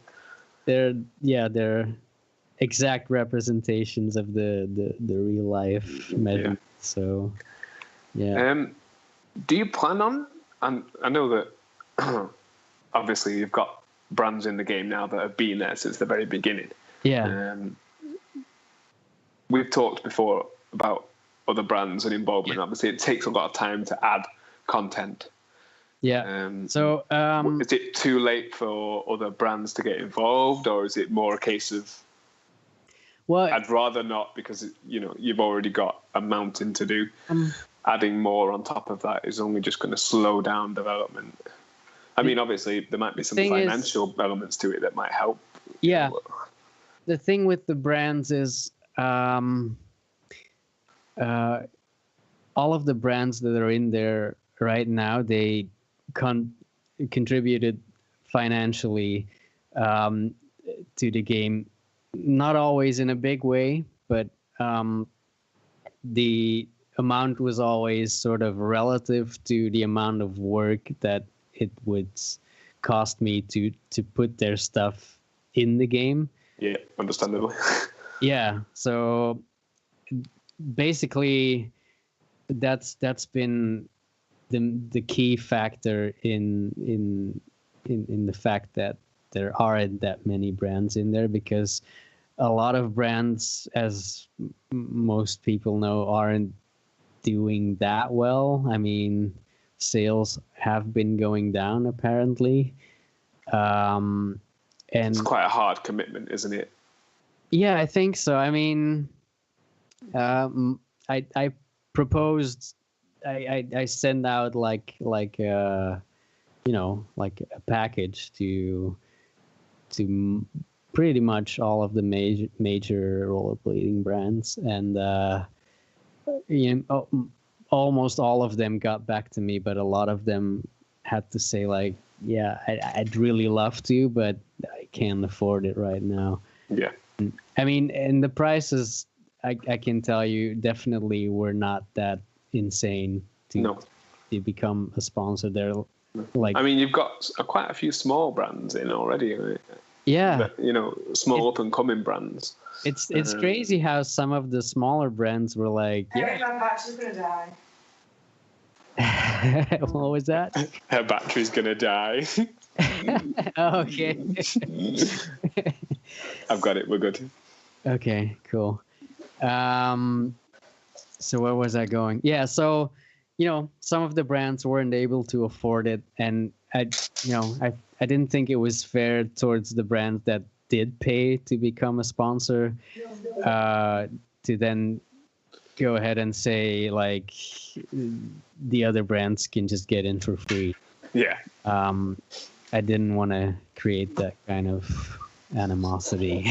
No, not at all. So but the brands are in a good. I mean, I don't know if you've.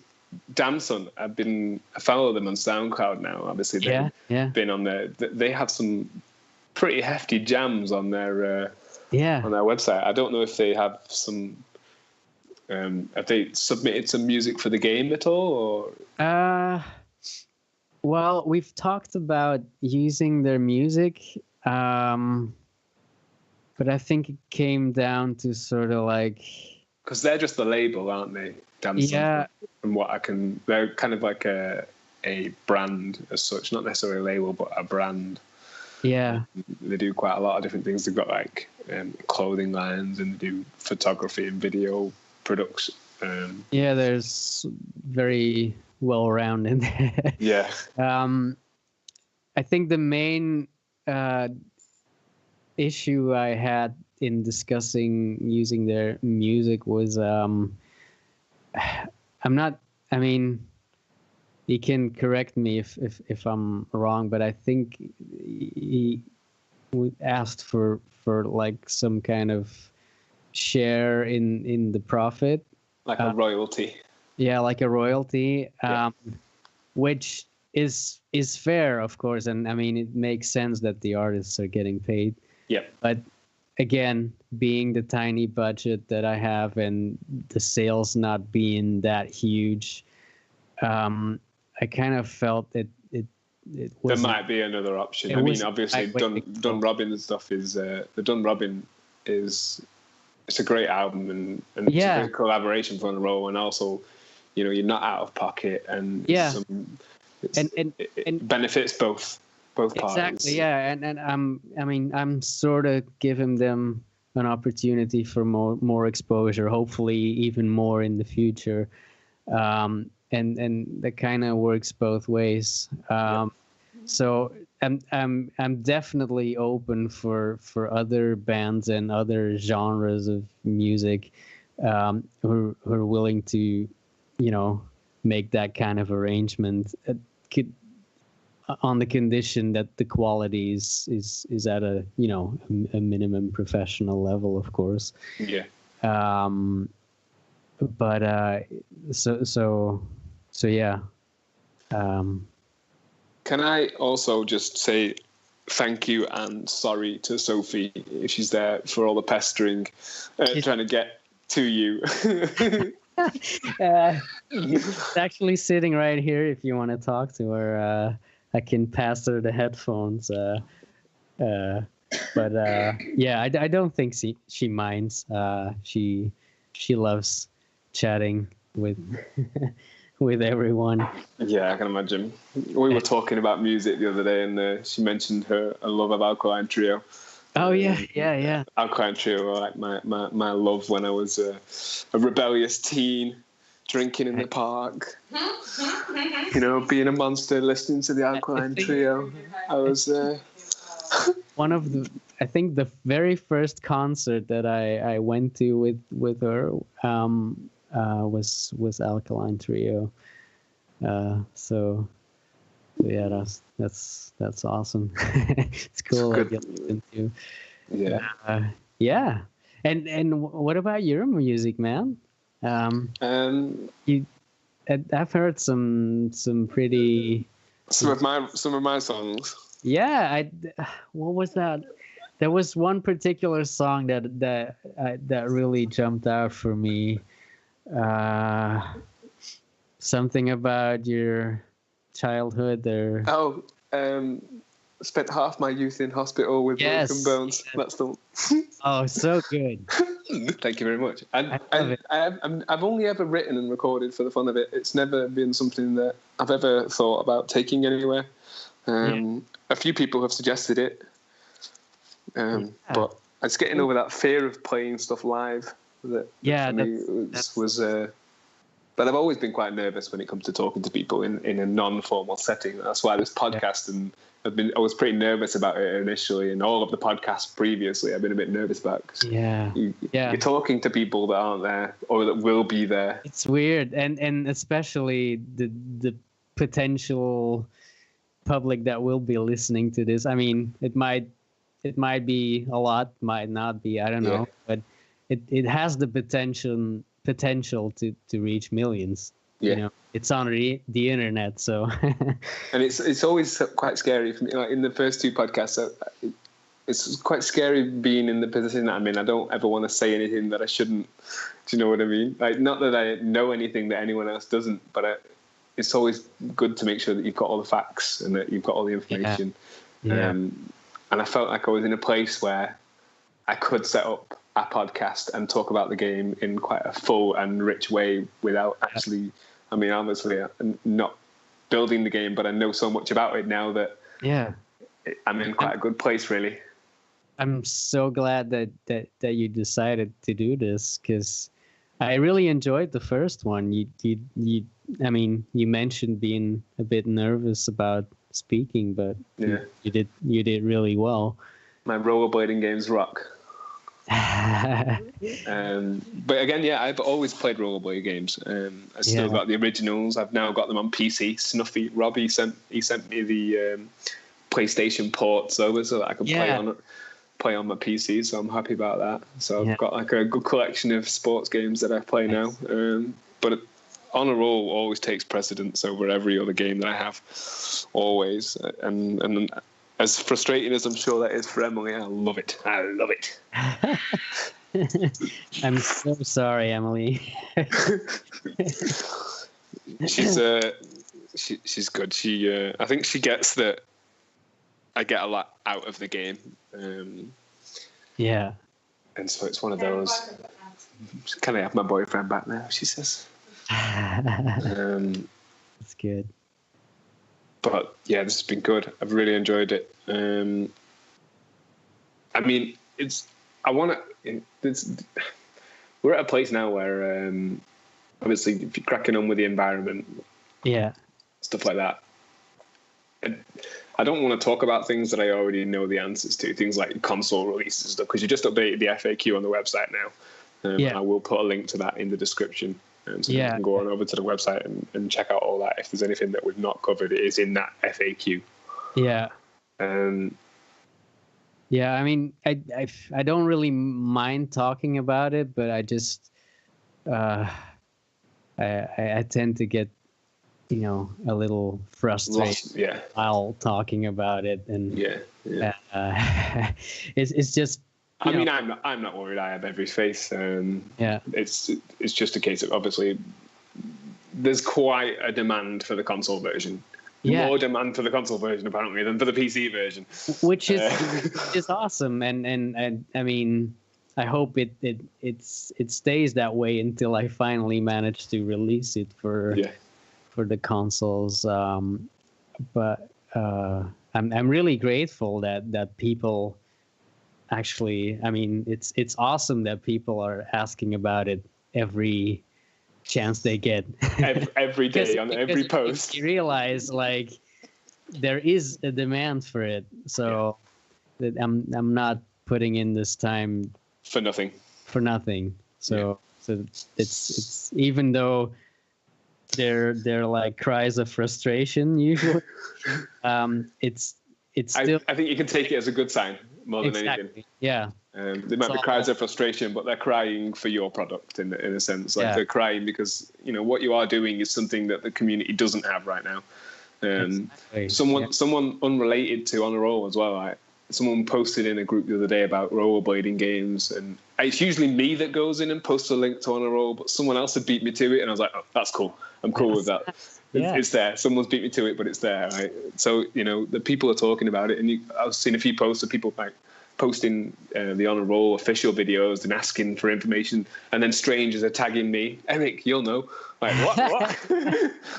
You must be like tagged all over the place, right? Yeah, it's crazy. I love it. I think it's good that, there's a few sources for people to get information from. The community group's awesome. And if anyone's struggling, that's literally the first place to send them now. Yeah. It's just like, come over here. If we can't help, someone else will. And I'm glad that it is. And the thing is now, I don't have to do anything really. It literally runs itself now. Yeah. And we'll continue to do so. I was going to talk about changing the forum up because when I first set it up, I set it up under a Pro Boards, which is like a free forum or like a free web. And as good as it is, I'm kind of restricted because I'm not paying for hosting essentially. Yeah. Well, I was going to look into it, and it's not expensive, but there's so much else to do. Like, you've got to build the forum, and although I can do it, and I've got a few people that would help me to get that sorted, I'm still trying to figure out what I can do about it, really. But so I'm wondering, because I haven't, to be honest, I haven't really looked into forums, but are you able to take like the actual code and the CSS? I could transfer it to wherever. Yeah, I think so. Yeah. So it's just a matter of hosting. Yes, essentially. I was going to message you about whether or not you had space or the ability to host it.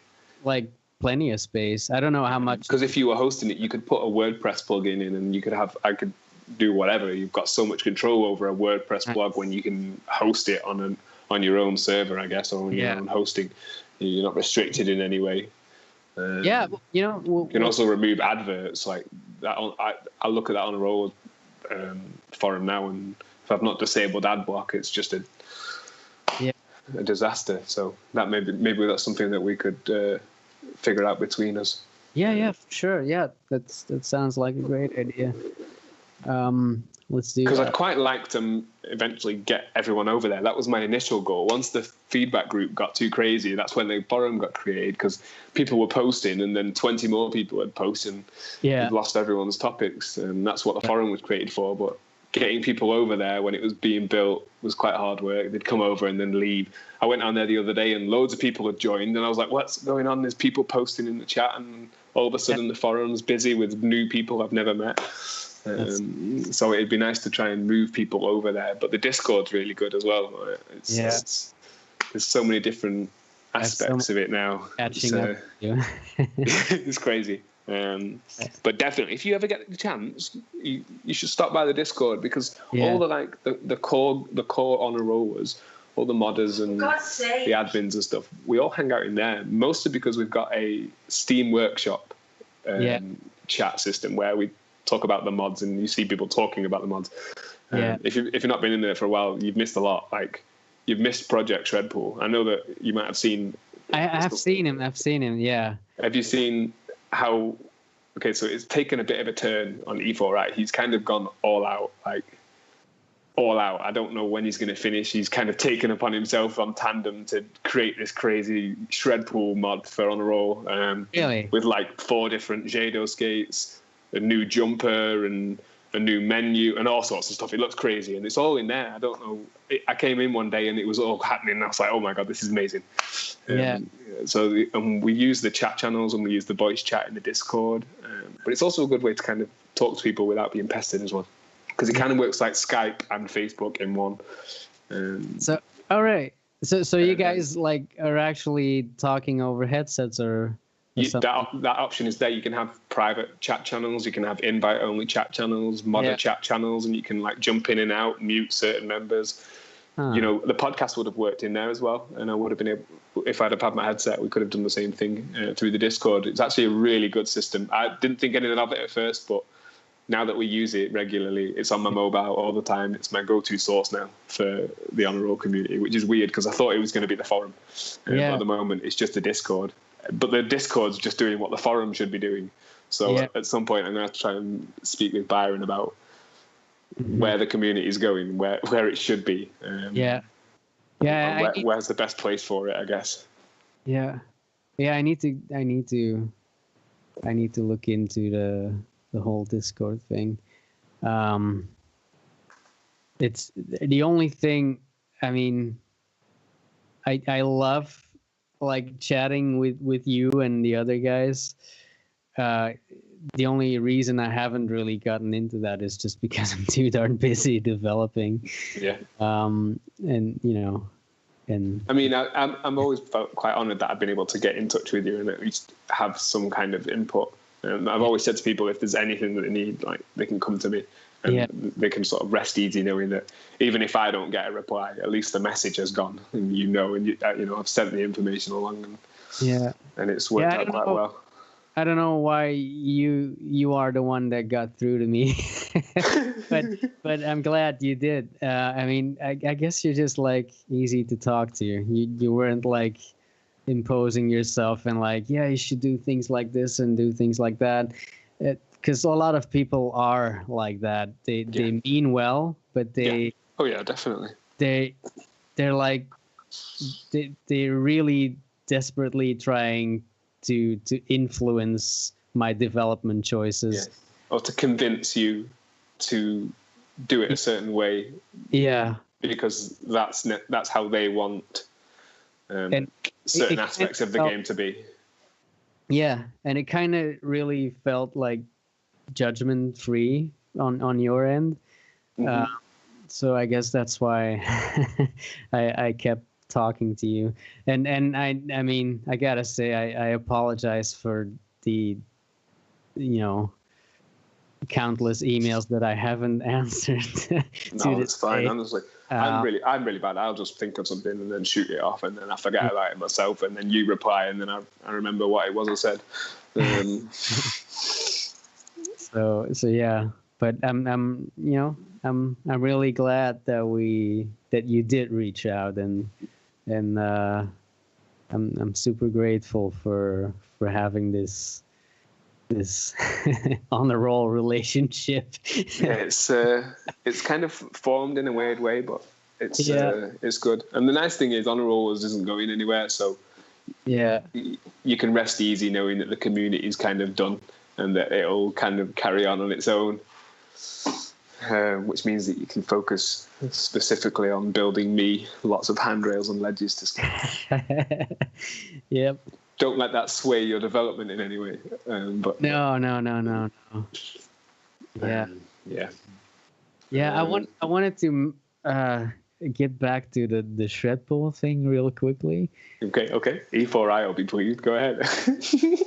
Sorry? E4I will be pleased that we're talking about shred pool. He's been working pretty hard on it. Yeah, and I really, because originally it was my plan to put shred pool in there myself. Yep. We've seen Jimmy's mask on his trousers. Yeah. That was kind of the thing we had to settle for, and even that I'm kind of afraid of copy. So the main reason I didn't do it myself is because I really didn't want to get sued by Marvel, and it's I mentioned it to Jimmy, but I think he was still kind of hoping that I would find a way, but I've been reading into it, and I've seen people get sued for way less than that. I can imagine. So yeah. But I'm pretty sure you're okay though if a community member mods one in. Of course. It's not like it's it's like the perfect in between solution. Like he gets to skate as I didn't do it. Yeah, exactly. Shred pool.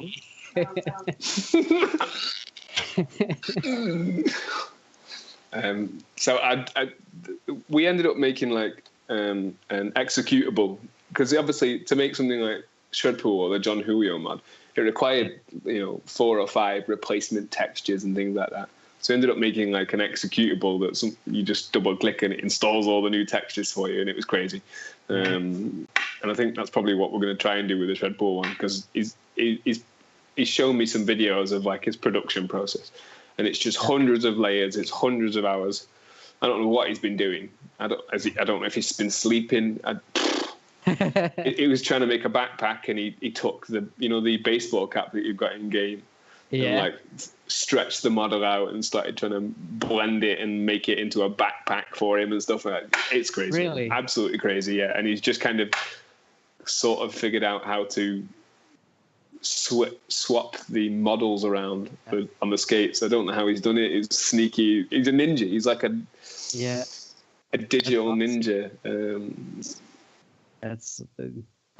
I'm so and that's just all happening on its own, which is wicked.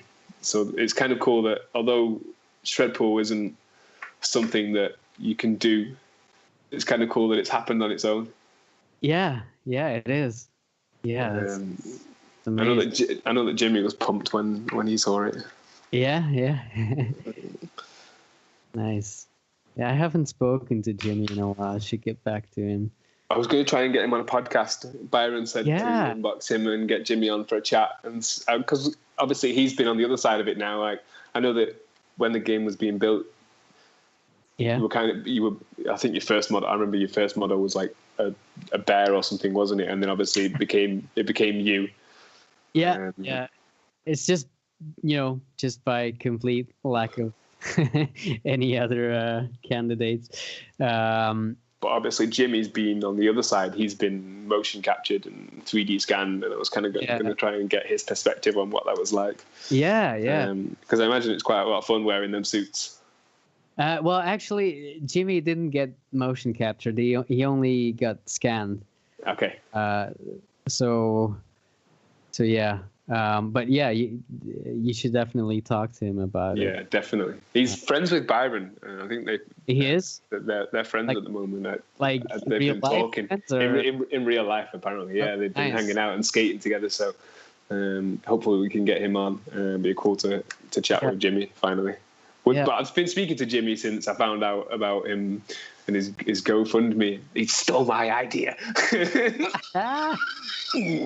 Nice. Yeah. But yeah, that's wicked, and I'm sure he's very happy. His character looks awesome. Thank you. As to the all, in fact, like when I first saw Dustin and his face and his hair looks amazing. Yeah. So you've done quite a good job with the characters.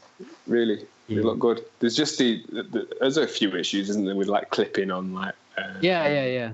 Francis's clothes and stuff, but that's just getting them to the models to move properly, isn't it? Yeah, it's a skinning issue, like assigning the proper vertices to the proper joint. Yeah.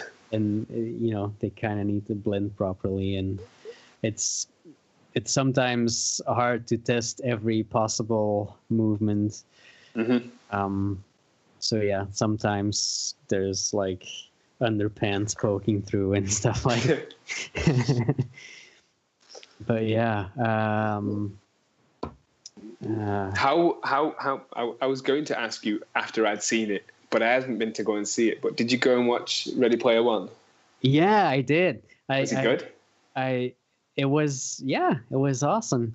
I went to see it in I don't know if you have it in the UK, but over here we have Kinepolis, that's like the main movie theater chain. Okay. And they have this new system called 4DX, I think, and it's like sort of like a theme park attraction in a movie theater. So It's like the seats are moving and turning and tilting and vibrating, and there's stuff poking in your back. There's wind blowing past your feet. There's water spraying into your face. There was this scene in the rain, and there was just like these tiny drops pouring onto your face, and you were like just completely, and I had 3D glasses on, and it was like completely immersed in the experience. And like the movement and tilting of the seats was like synchronized to the actual camera movement. So if for example there was like this big crane shot where the camera would be like high up in the sky looking down, your seat would like tilt forward, like you would feel like you were hanging on that crane. So that was a crazy experience in itself.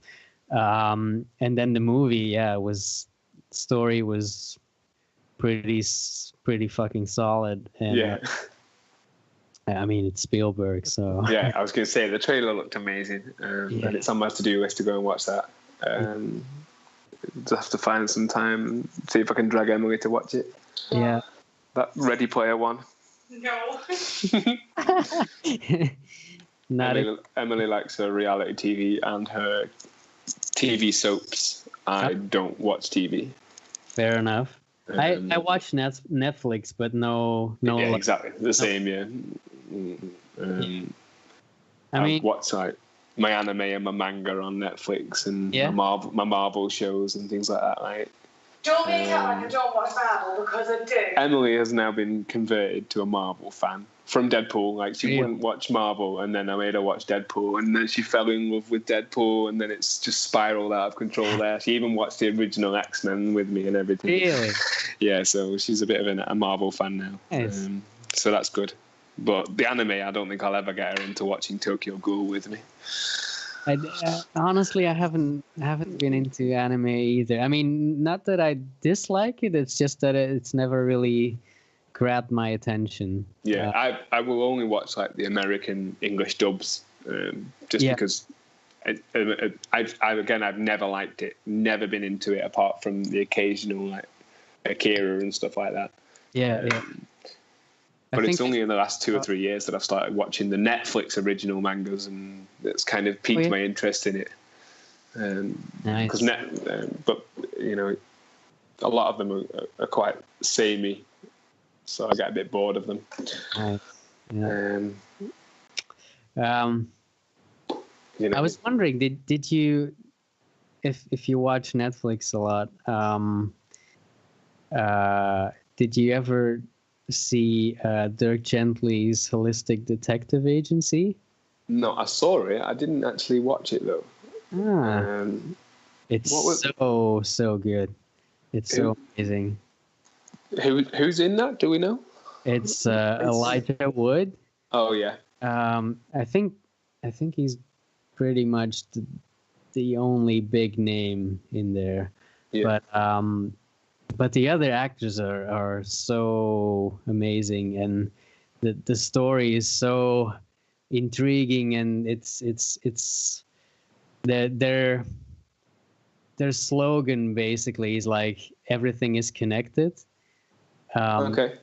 Like everything in life is connected, thoughts are connected, people are connected, and it's like a theme that really resonates with me.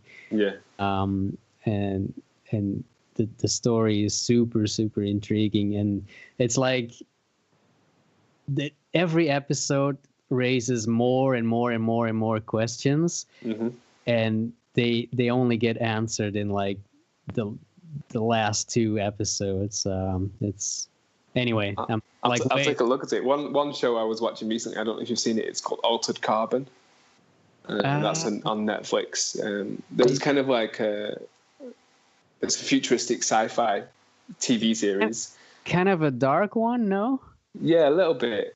It's kind of it centers around the idea that you can transfer your consciousness into a digital stack, or it just looks like a memory card that is inserted into a sleeve, aka your human body. So you can transfer your consciousness from clone to clone to clone to clone. So it's hundreds and hundreds of years in the future, and the big elite run the world and have access to countless clones.